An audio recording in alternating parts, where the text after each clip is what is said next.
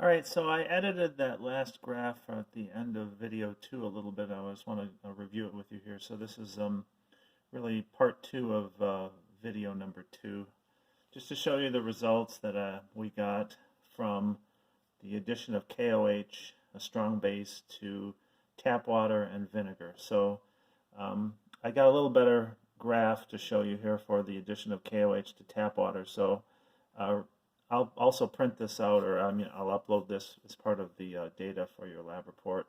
But again, right at this point, I added the KOH to tap water. The pH was just below 7, as you'd expect.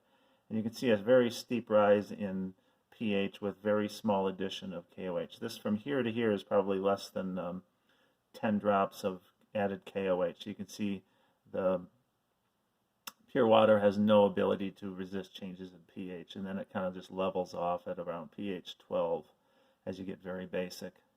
And then as I showed you here, as you slowly add KOH to vinegar, which is acetic acid, HC2H3O2, you go through this long region called the buffer region, where you have about an equal mixture of acetic acid and its conjugate base, acetate ion, present. And so this is a buffer solution, and that's why the pH doesn't change.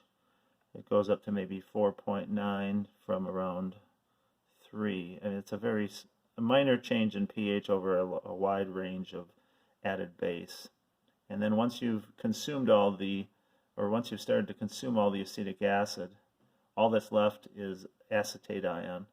And at this point, the equivalence point, the moles of added KOH that was added is equal to the moles of acetic acid that was originally present here, and so all you're left with is acetate ion. So that's why the pH is above 7. It's around 8.7 or so. And then from then on, once you keep adding KOH to the solution, all you have is excess KOH, or hydroxide ions, and acetate ions. Acetate ions will react with water to produce hydroxide ions, but hydroxide ions are also just being added from added KOH, so they both contribute to the high pH of the solution. But it's mostly just the added KOH that contributes to this excess hydroxide ion. The amount of hydroxide atoms or ions that you produce from acetate ion reacting with water is very small relative to the amount of KOH or hydroxide that comes from excess KOH from here on to the end.